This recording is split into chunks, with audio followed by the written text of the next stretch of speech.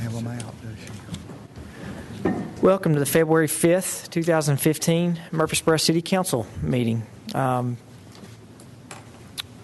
going to handle the prayer tonight, and so if you'll bow your head. Father, I thank you for this night and the chance that we have to come together, the chance that you've given us to be a part of such a great city. Lord, we thank you for what you're doing, what you're continuing to do. We pray for our service providers, for our police officers, our firefighters, but not just them. We pray for every city employee, and we thank you for how that they serve this community.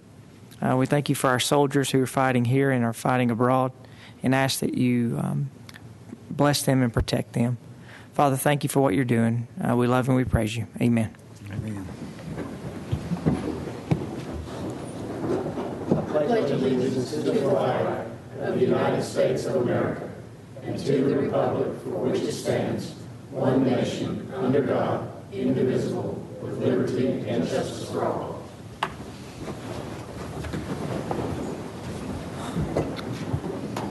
All right, we'll move into the consent agenda. You have several items in front of you.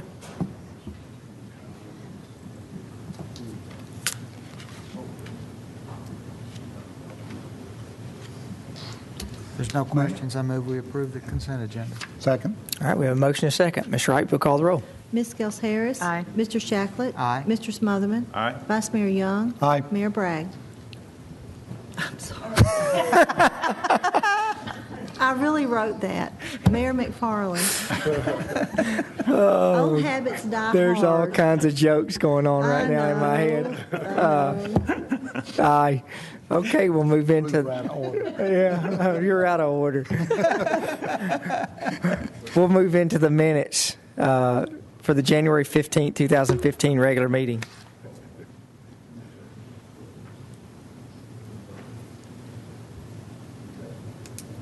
If there's no changes to the minutes, I move that they be approved as presented. Second. We have a motion and a second. Mr. Penner, if you'll call the roll. There you go. Well done. I will say that Mayor Bragg was up here this Oh, okay. week, so Gotcha. maybe he was just on my mind. I got you. I know how you feel. Ms. Scales Harris. Aye. Mr. Shacklett. Aye. Mr. Smotherman. Aye. Vice Mayor Young. Aye. Mayor McFarland. Aye. All right, we'll move into second readings, and we'll consider for passage on second reading ordinance 14 OZ 63 to rezone an area located along Warrior Drive to single-family residential 15 RS 15 district. Move for passage on second reading. Second. We have a motion and a second. If you'll call the roll. Ms. Scales Harris. Aye. Mr. Shacklett. Aye. Mr. Smotherman. Aye. Vice Mayor Young. Aye. Mayor McFarland. Aye. We'll consider for passage on second reading ordinance 14 OZ 64 to rezone an area located along Bridge Avenue to Commercial Highway CH District. Move for passage on second reading. Second. Motion and a second. Ms. Wright, call the roll. Ms. Scales Harris. Aye. Mr. Shacklett. Aye. Mr. Smotherman. Aye. Vice Mayor Young. Aye. Mayor McFarland. Aye. Consider for passage on second reading ordinance 14 OA 65 to annex an area located along Salem Highway at Armstrong Valley Road and adopt for the same a plan of services. Move for passage on second reading. Second. Motion and a second. Ms. Wright, call the roll. Ms. Scales Harris. Aye. Mr. Shacklett. Aye. Mr. Smotherman. Aye. Vice Mayor Young. Aye. Mayor McFarland. Aye. Consider for passage on second reading ordinance 14 OZ 66 to amend Baskinwood PRD located along Joe B. Jackson Parkway by removing 10.04 acres and rezoning the same to residential multifamily 16 RM 16 district.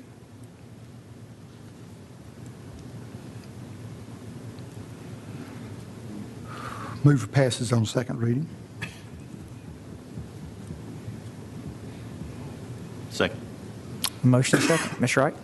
Ms. Scales Harris. Aye. Mr. Shacklett. Aye. Mr. Smotherman. Aye. Vice Mayor Young. Aye. Mayor McFarland. Aye.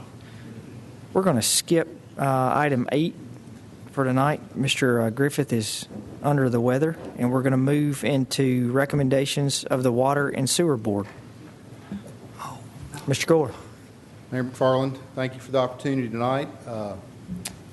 I have sent you all an invitation request on your emails to join a broadcast of the PowerPoint that I'm about to present to you.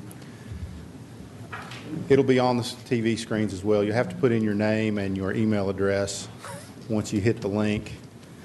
But we'll see if this works.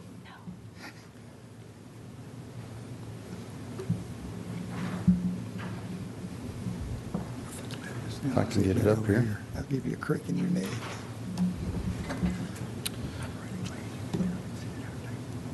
Are we good? I think we're good in the back. All right.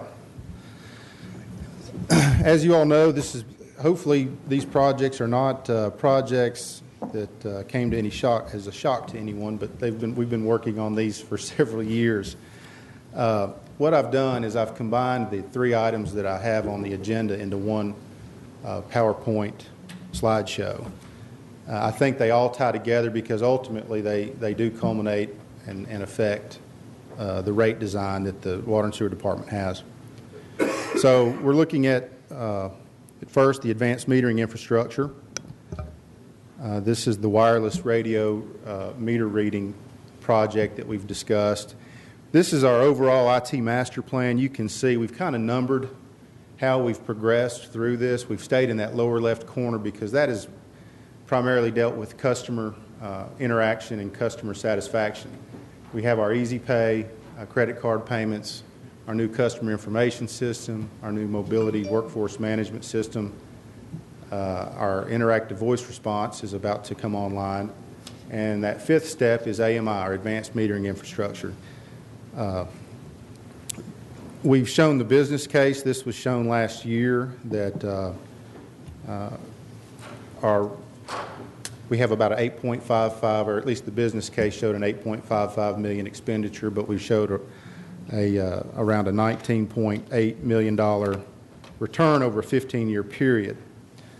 We did go through a selection process, and it was a competitive process, one that weighted both qualifications and best fit as well as price. We shortlisted United Systems and Johnson Controls, and United Systems scored best on the functional score and on the best and final offer. So we came in about $290,000 under what our business case estimated. Before going into, to kind of describe what the benefits of the AMI system has, we have about 24% water loss in our system right now, which is not good. This project assumes that we're losing about 6% through the inaccuracy of reading meters. So on average, we have assumed that we're reading about a 93% accuracy on our residential meters, and then by putting in brand new Badger meters that we're going to increase that accuracy to 99%. So what that does effectively is we gain 6 points from our small meters, and that's about a $793,000 increase in revenue. And I'll go into a little bit more about how that affects our rate design. This shows back the cash flow involving the project. What we've done is we've extended the payback period from 6 1/4 years to 7 3/4 years by basically shedding some of the enhanced revenue and putting some of that to operating expenses. So we're not paying ourselves back as quickly in the working reserve fund, but we're effectively paying for some operating expenses, and that is, again, to kind of dampen the any rate increases that we may need. We are paying for this project in cash, but I wanted to show you our 5-year pro forma on our working reserve balance. The financial management policies we passed last year state that we have to keep a 12-month secured fund, 12 months of operating expenses secured. That's that red line that you see at the bottom. We've assumed about a 3% increase on operating expenses each year. The green line is what we show as far as expenditures out of our working capital reserve account. And in FY18, that's about when we get our closest to the red line, and that's about a $7.2 million. We're still above our minimum threshold. To To go through the AMI core goals and benefits, the first is we do want to have a proactive engagement with our customers with early leak notifications. Some of the toughest conversations I have are with customers who have had a break in their line either under their house or out in their yard, and their bills can get quite extreme, and we're not able to get much relief or to give much relief. The second is we want to transform our manual meter reading process. The manual meter reading process is a tough frontline job, and it's very routine, and it's a lot of physical labor. We want to elevate the skills and the employee development of these folks and get them more into leak detection and dealing with the AMI, which is effectively a wireless radio telemetry system. So they'll become more field technicians. We want to confront real water loss. We do have an acoustic leak detection system as part of this AMI, which is a listening system that will detect leaks out in our mains, out in the roadways. So we're going to be able to go out and attack on that water balance. There were some real water losses, and that's leaks in our system. We can go out and do some more repairs and shore up those leaks. And the last item that we have here is the core goal is for customers to pay their fair share. I'll go into the rate design that we've gone through the past couple of years, and you'll see that there's a subsidy that's had to be covered by folks who have accurate meters versus inaccurate meters. So this is really getting everyone to an equitable position. So the next big item that we have is our Sinking Creek plant expansion. This is something that we've worked diligently with TDEC, the Tennessee Department of Environment and Conservation, to get a 50% increase in our treatment infrastructure. That's taking our plant from a current rated 16 million gallons a day to 24 million gallons per day. This is a $30.5 million project that we'd estimated at $36.5 million. We've been coming to you over the years, or the past year and a half or so, to secure the state revolving fund loans. We did secure enough loans for 4 projects to max out at a $71.1 million debt ceiling. However, the good news is that those 4 projects came in as a bid at $52.3 million, so substantially lower than what we secured for funding them. The bids came in very nice. What that does to our debt service, that $52 million does add up almost $3 million worth of debt service. The dark shaded area is the state revolving fund added service. The lighter tan is our existing debt service that will retire in 2028. The project, the Phase 4D expansion that I just discussed, that's about $1.76 million. But the good news is that we had programmed in about $2.2 million in our Trailblaze financial model. So that's $484,000 less in debt service than what we had originally programmed. So how do both of these projects affect our rate design? Well, we've done cost of service studies in 2007, 2011, and 2013. When we programmed those 4 major projects into our Trailblaze model, we came up with a pro forma for FY18. That FY18 showed that we had a necessary, needed additional revenue in the amount of $7.67 million roughly. Again, the good news is with the plant coming in $6 million under what we estimated, that reduces that pro forma down to $7.19 million over that 5-year period. This slide is a little busy, but hopefully it tells a good story because since January of 2014, those numbers at the bottom are really the ones you want to focus on. We had thought at the beginning of 2014 that we were going to have a $12.44 rate increase over 5 years. When those first 3 projects came in, the headworks, the force main, and the pump station, they came in substantially lower, and we were able to drop that rate design down to an estimated $10 over a 5-year period. The big jump you see from the $10 down to the $5 over the 5-year period is based on the AMI business case. That $5 is effectively what the subsidy was going to have to occur on our ratepayers to account for inaccuracy in meters.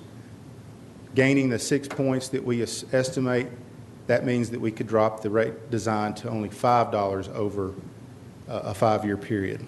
And just recently, I did this last week, or a couple of weeks ago, when the bids came in for the plant, that $5 actually drops down to about $4.50 over a 5-year period. So we're looking this upcoming FY16 for a 50 cents per month increase in the minimum fee for sewer. Now, to be transparent, again, there's this accuracy issue that we're looking at that's going to increase certain bills. On average, and that may be kind of tough to see there, but the average water and sewer bill is $56.93 per month. If you add 6% to that, that's another $3.42 per month.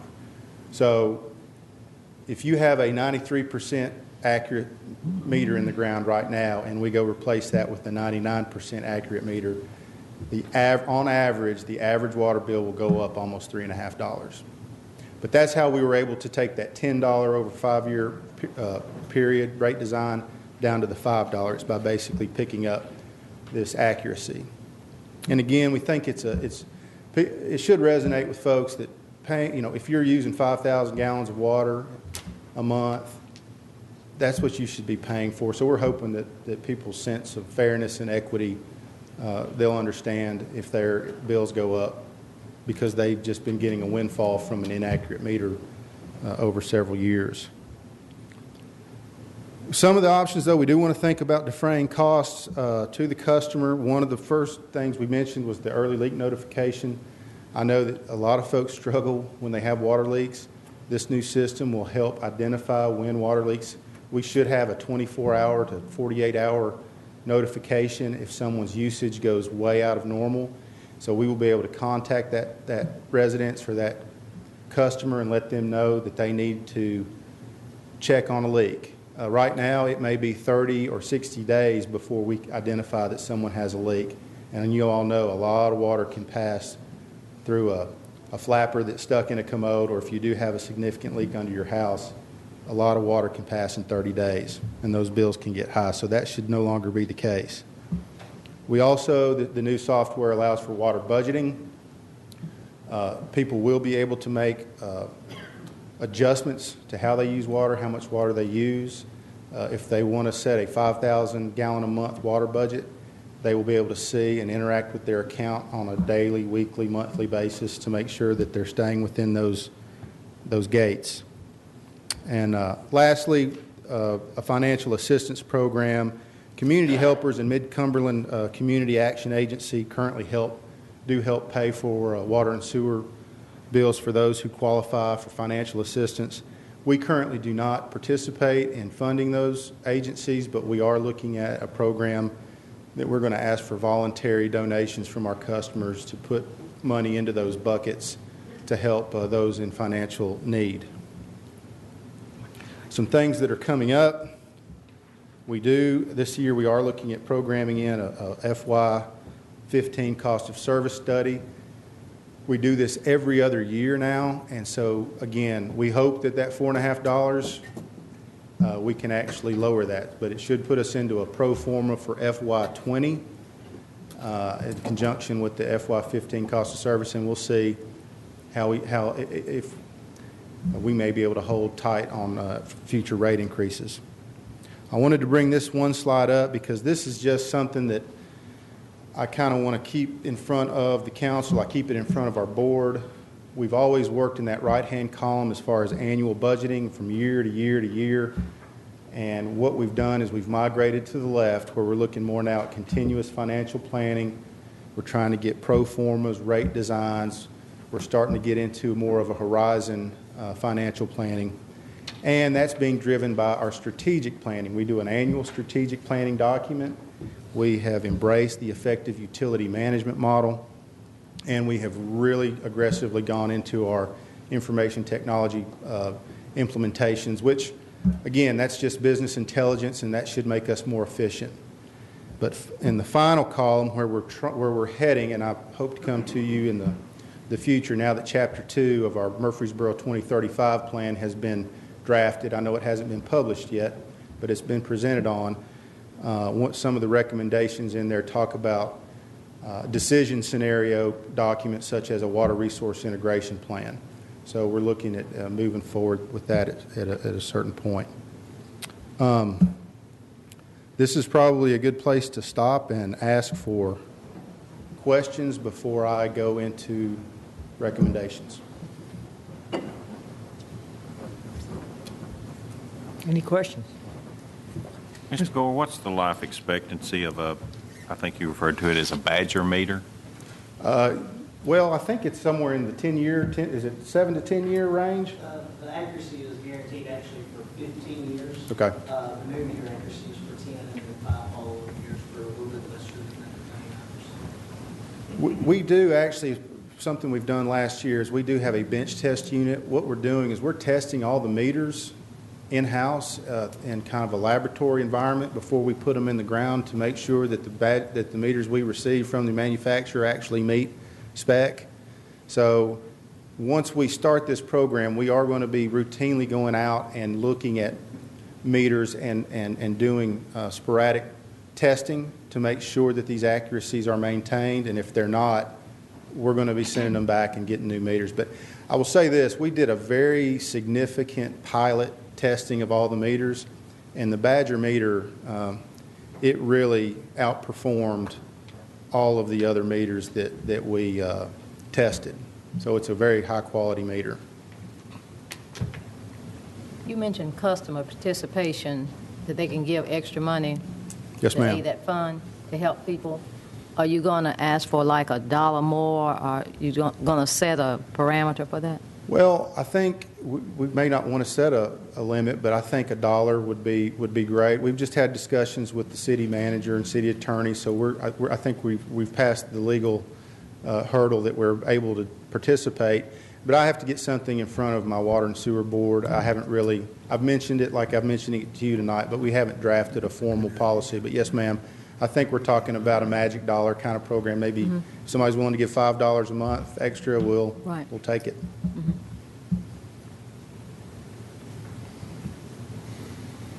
Okay, Mr. Gore.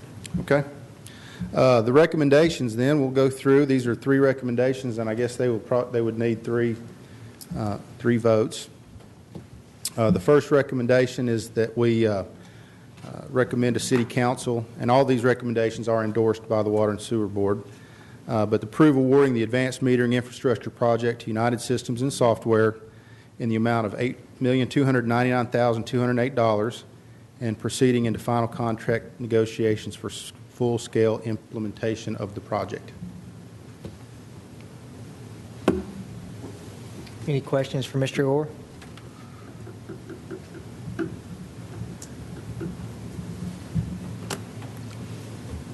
Yeah, you won't pass them one at a time. You ready for a motion? What was how long is this project and the expansion, this actual build-out? When is it? It's scheduled for 2 years. Okay. It's a 2-year project, and I didn't go into much detail on the pro form. We're not expecting to get all of that enhanced revenue in year 1. We've actually staggered. We think in FY16 we'll get about 20% of, and then 40%, and then maybe 60% over a 3-year period, and then we won't see the full benefit until year 4 or 5. So we're conservative.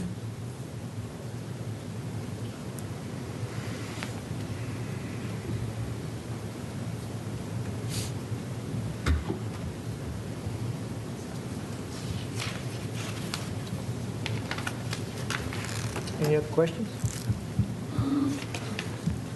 Ready for a motion on the first line? I think we are, yes. Move we accept the recommendation of the Water Sewer Director. on the first item. Second. He actually described the third item. Okay. He described C. Why did he do C first? I don't know. I'm dyslexic, I guess. I'm sorry, excuse me. All right, we'll go with this is for item C.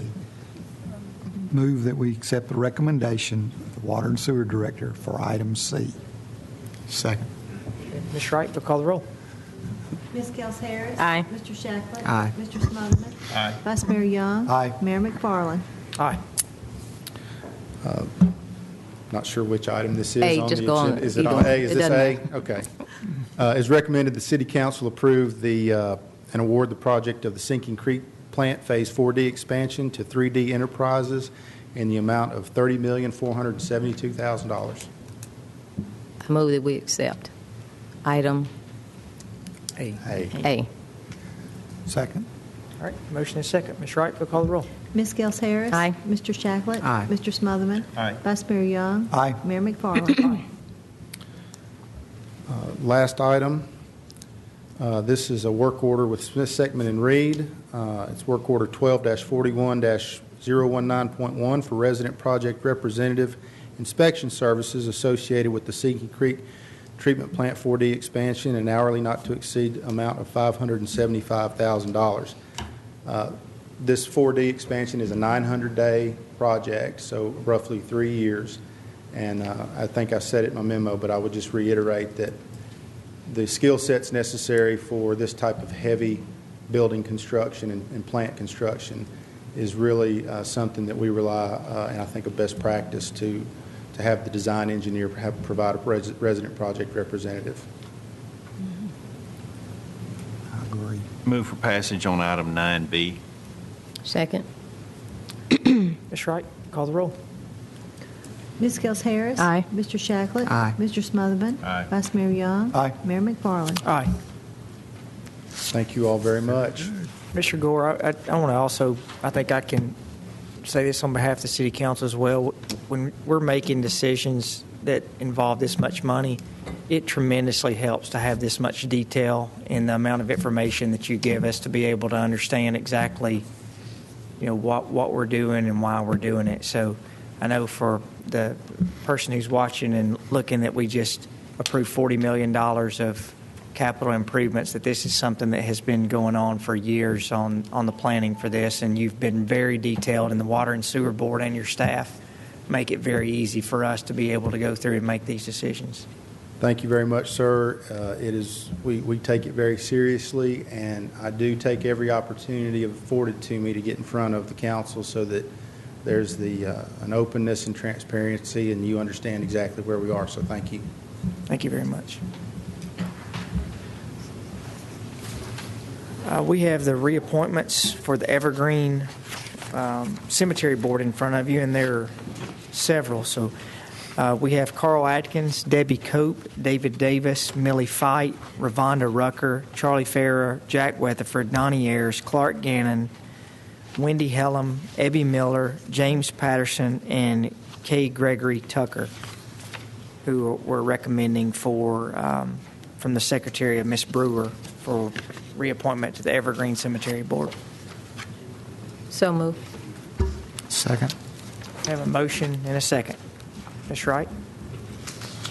Ms. Gels Harris. Aye. Mr. Shacklet. Aye. Mr. Smotherman. Aye. Vice Mayor Young. Aye. Mayor McFarland. Aye. And we'll move into beer permits.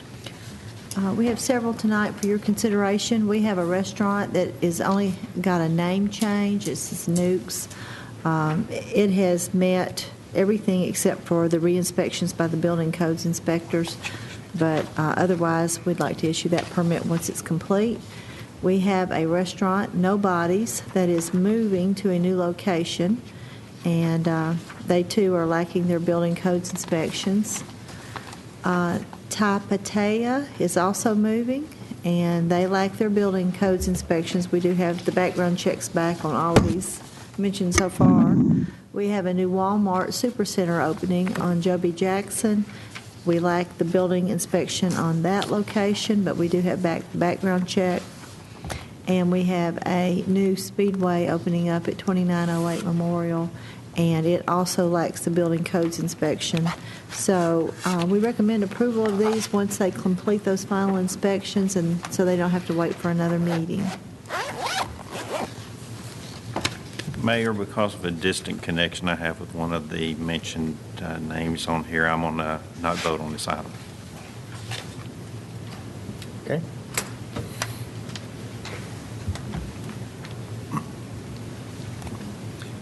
One motion, get them all.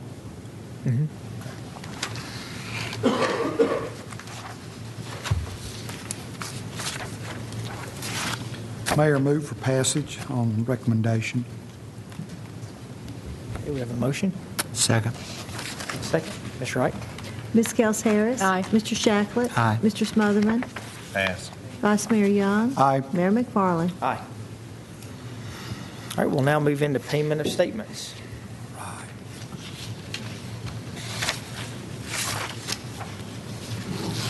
Move we pay the bills. Second. All right, we have a motion and a second.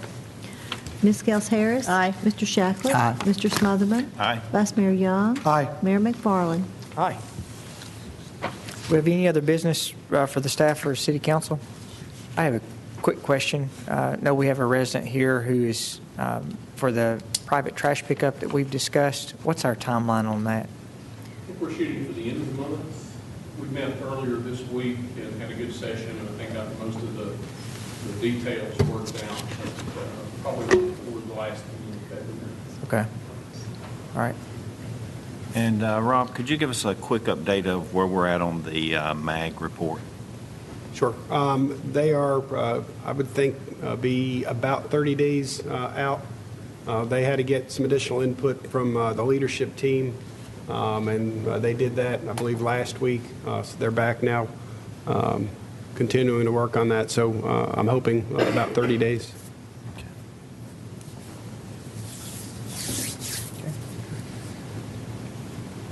All right. We'll stand adjourned. Rob.